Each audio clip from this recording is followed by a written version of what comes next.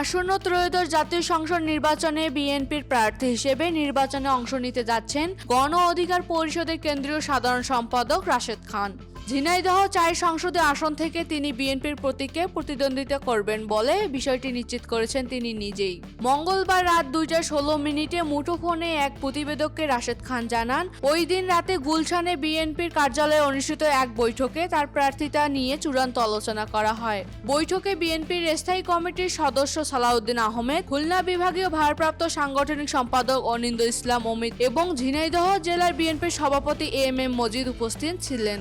রাশেদ খান বলেন, বৈঠকে তাকে জানানো হয়েছে যে ঝিনাইদহ ৪ আসনে তিনি বিএনপির প্রার্থী হচ্ছেন।